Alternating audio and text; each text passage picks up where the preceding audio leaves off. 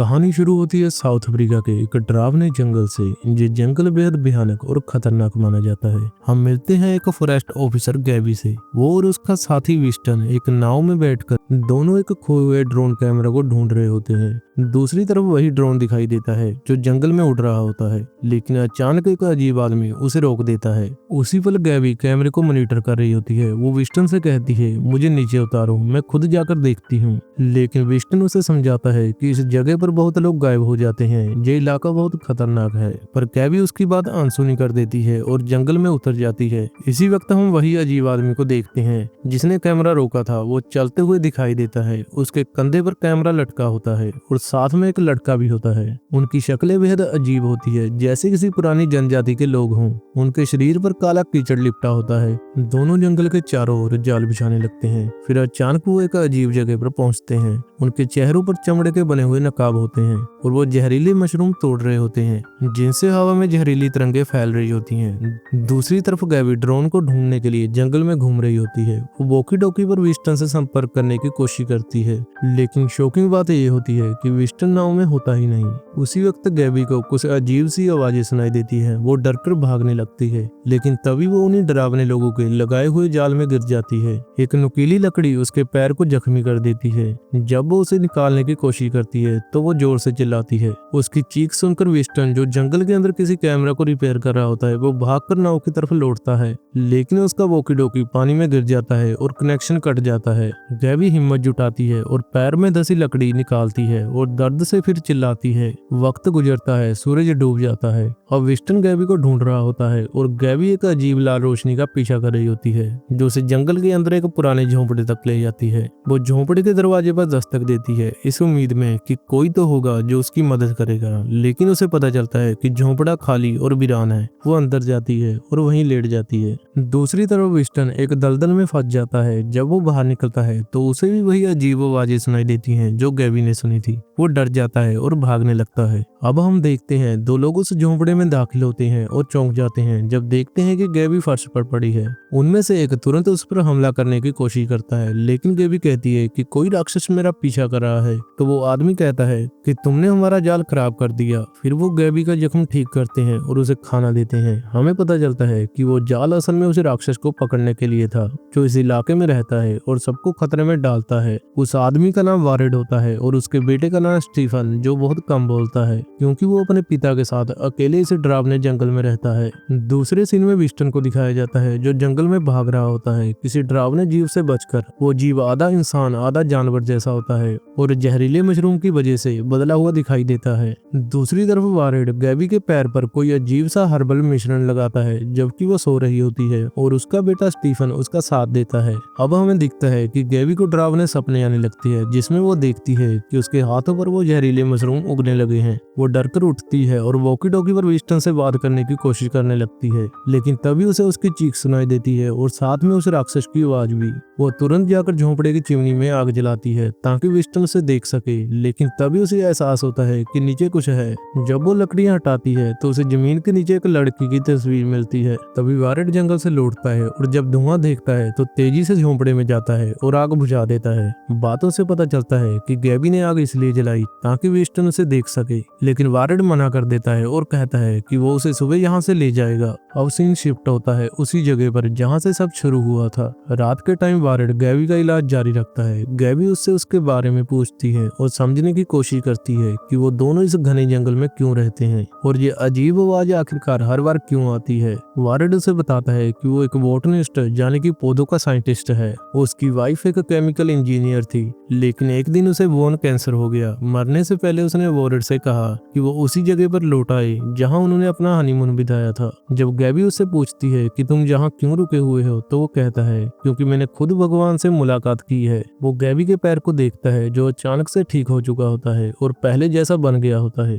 दूसरी तरफ हम जंगल में उसी फंगल क्रीचर को देखते हैं जो पूरी तरह से इंसान के शरीर पर कब्जा कर चुका है। उसकी आंखें पूरी काली हो चुकी हैं। रात में जब गैबी सो रही होती है तो वारेड उसका मुंह अपने हाथ से ढक देता है। गैबी डर जाती है और देखती है स्टीफन तीर धनुष लेकर खड़ा है और उसी आवाज की दिशा में निशाना साध रहा है जो जंगल से आ रही होती है। वारेड धीरे से हाथ हटाता है और गैबी से कहता कहता है चुप रहना और दीवार के पास चले जाना। अगर वो राक्षस अंदर आया तो बिल्कुल आवाज मत करना क्योंकि उसे दिखाई नहीं देता। गैबी जल्दी से अपने शरीर पर काला कीचड़ लगा लेती है जैसे वारड और उसके बेटे ने लगाया होता है। तभी वो भयानक क्रिएचर अंदर आ जाता है। सब चुप हो जाते हैं क्योंकि वो सिर्फ आवाज सुनकर चलता है। वो गैबी की तरफ बढ़ता है क्योंकि उससे हल्की सी आवाज निकल जाती है। तभी स्टीफन पीछे से तीर मारकर उस राक्षस को खत्म कर देता है, लेकिन उसके जहरीले खून की कुछ बूंदें गैबी के शरीर पर गिरती हैं और उसे इन्फेक्शन हो जाता है। स्टीफन जल्दी से आकर उसका खून पोंछ देता है। अब सीन बदलता है और वारड गैबी को समझा रहा होता है कि ये जहरीला फंगस आधुनिक इंसान को टारगेट करता है, जो उसके मुंह, आंखों और फेफड़ों से अंदर जाता है और धीरे धीरे इंसान को काबू में लेकर उसे दानव जैसा बना देता है।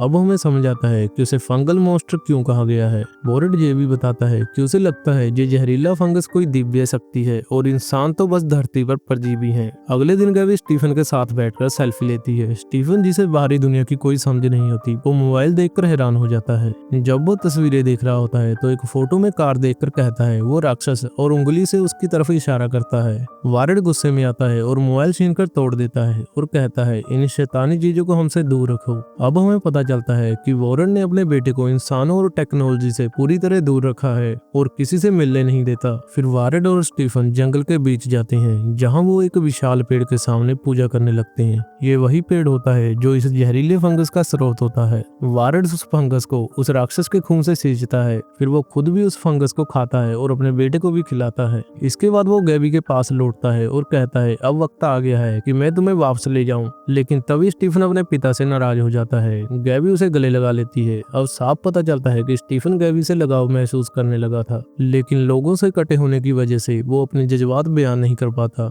जब वारड गैबी को लेकर लौट रहा होता है तो गैबी को जमीन पर विस्टन की टॉर्च मिलती है। वो विस्टन को ढूंढने लगती है और आखिर उसे जमीन पर पड़ा हुआ देखती है। उसके पूरे शरीर पर फंगस फैल चुका था। शॉकिंग बात ये होती है कि वो अब भी जिंदा होता है और गैबी से कहता है कि मुझे मार दो और इस दर्द से आजाद कर दो क्योंकि ये फंगस धीरे धीरे मेरे शरीर को खा रहा है। वारड विस्टन को एक तीर देता है और उसे मौका देता है कि वो खुद अपनी जान ले ले। तभी उन्हें जंगल में राक्षसों की आवाज सुनाई देती है तो वो सब तेजी से झोंपड़े की तरफ भागते हैं और वहां छिप जाते हैं। रात में गैबी की नींद खुलती है क्योंकि अब उसके शरीर पर भी फंगस उगने लगा था। उसकी हालत हर मिनट खराब होती जा रही थी। वो वारड से दवा मांगती है क्योंकि उसे पता होता है कि वारड को इलाज की जानकारी है, लेकिन वारड गुस्से में आकर उसे छोड़कर चला जाता है।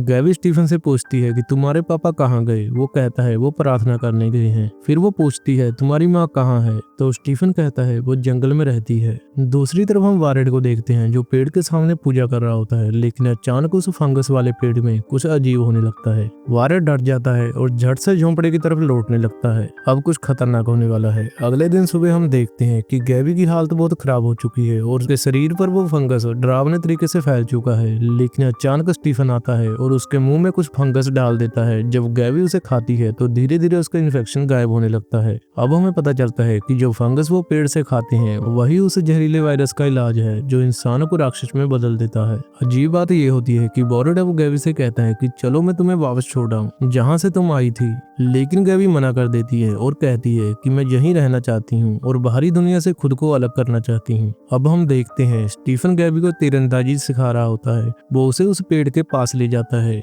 जहाँ उसके पिता पूजा कर रहे होते हैं और हमें पता चलता है कि उसकी माँ उसी जगह दफन है। जब वो दोनों वापस झोंपड़े में लौटते हैं तो गैबी वारड से कुछ सवाल करती है और वो गुस्से में आ जाता है। हमें उसकी बातों से समझ आता है कि वारड को पूरा यकीन है कि इंसान ही इस धरती को बर्बाद कर देंगे और ये जहरीला फंगस ही धरती को ठीक करने के लिए आया है। ये कोई दैवीय शक्ति है और इंसान को इसके आगे झुक जाना चाहिए ताकि धरती फिर से एकजुट होकर और शांत हो सके। जब गैबी उससे कहती है कि अगर ये सच है तो मुझे साबित करके दिखाओ, तो वारड उसे अपने रिचुअल में शामिल करता है। वो गैबी के चेहरे पर उस फंगस के बीज फूंकता है ताकि वो भी सच्चाई देख सके जिस पर वो यकीन करता है। गैबी उस धुएं को अंदर ले लेती है और तुरंत बेहोश होकर भ्रम की हालत में चली जाती है। अब उसे अजीब विजन दिखने लगते हैं। वो खुद को फंगस के बीच घिरी हुई देखती है और कुछ डरावने सीन भी देखने लगती है जिसमें स्टीफन के मुंह में एक भाला घुसा होता है। अगले दिन जब गैबी उठती है तो वारड उसके पास बैठा होता है। वो उससे पूछता है कि उसने क्या देखा। उसी वक्त गैबी को एहसास होता है कि वारड ने अपनी पत्नी को इस फंगस के लिए बलिदान कर दिया था